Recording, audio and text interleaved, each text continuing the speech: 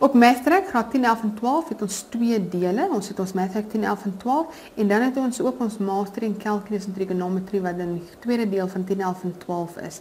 Hierso op die 10, 11 en 12 het ons 2 afdelings, 'n studentafdeling en dan 'n administrasie vir die ouer studente en die onderwysers. Ons gaan na die studentafdeling toe eers waar ons werk gaan doen. Wat ons hierso gaan doen, ons gaan eers ons klas kies. So uit al die geregistreerde klasse uit, kies ons klas. Al die studente in daai klas wat geregistreer is, ons klik op ons naam. Elke student het 'n wagwoord op haar of sy naam sodat niemand anders te werk daarop kan doen nie, omdat alles van rekord gehou word. As ons kyk na die verskillende modules, het ons koördinaatmeetkunde, faktorisering, waarskynlikheid, kwadratiese funksie, tweede graadse relasie, statistiek, sisteme van vergelykings en transformasiemeetkunde. Ons vat byvoorbeeld die eerste een, koördinaatmeetkunde, en ons begin hierdie afdeling. Ons begin eerstens met 'n les. Ons het 6 verskillende afdelings hierso op koördinaatmeetkunde en as ek wil weet wat is my leeruitkomste vir daai 6 afdelings, klik op skerm en ek kry 'n lys van my verskillende leeruitkomste vir daai 6. Ons vat die eerste een, inleiding tot helling, en hierso volg ek deur my les stap vir stap. Die leerling kan op hulle eie spoed werk deur op die volgende stap te klik. Dit word vir ons visueel verduidelik. Ons kan sien ons besig met skerm 21 van ons die eerste skerm van 21 skerms en hier is ons stap 3 van 4 stappe. Hier op die volgende knoppie te klik, gaan ons na die 4de stap toe vat en op die volgende les klik ek op vorentoe en ek werk deur my les stap vir stap. Goed, ons gaan nie deur hierdie hele koördinaatmeetkunde nie.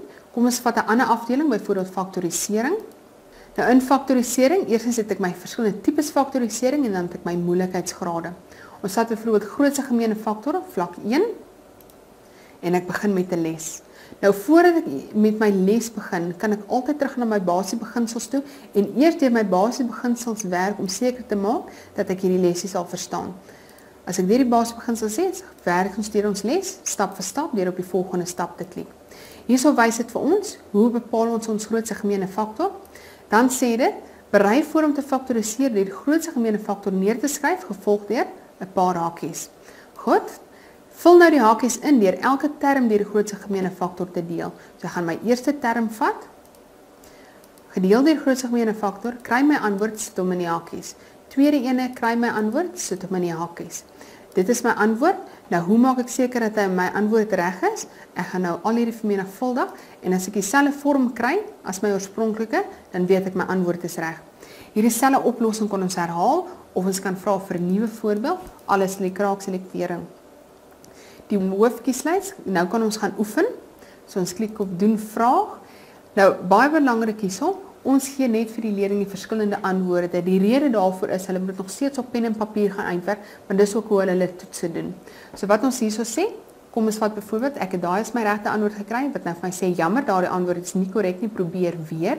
Nou, omdat ek dit uitgewerk het, kan ek teruggaan, ek kan gaan kyk of ek 'n fout gemaak het en verander, of ek kan vir die rekenaar vra, wys vir my die korrekte antwoord, sodat ek kan sien waar ek my fout gemaak het, en sodra ek kom het, wil ek weet, hoe het hy daarby uitgekom. So ek sê, verduidelik hom vir my, en stap vir stap, gaan dit hierdie term vir my verduidelik, en ek kan presies sien waar ek my fout gemaak het. Goed, sê die oefenings ook, elke keer die kraakselektering op nuwe vrae, en dan na die oefening, as ek nou voel ek verstaan my vaardigheidsvlak, kan ek dan 'n toets doen. Ons hou op dieselfde vlak wat ons die les gedoen het, op daai vlak 1, klik op gefaktoriseerde vorm van, ek werk hom uit en ek kry my antwoord. Daai enetjie is nie korrek nie. Kom ons probeer 'n volgende ene, volkome vierkant, vlak 3, doen 'n vraag, werk hom uit, kry my antwoord. So beide van daai was verkeerd.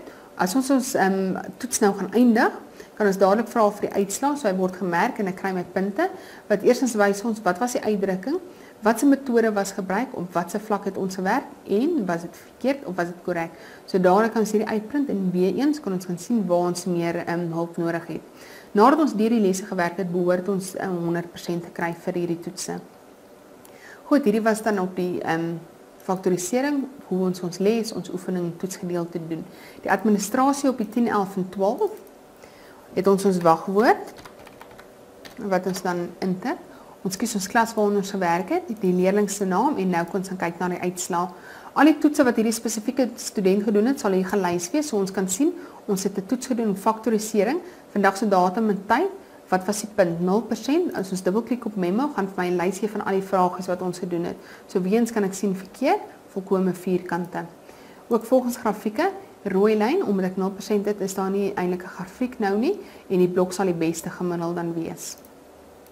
Volgens aktiwiteite kan ons presies sien waar ons tyd spandeer was, wanneer het ons begin, wanneer het ons geëindig en hoe lank tyd het ons onder watter afdeling gespandeer.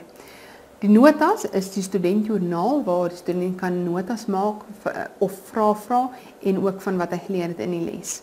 Dis ook 'n kommunikasie gebruik tussen die onderwyser en die student. So hierdie is die graad 10, 11 en 12.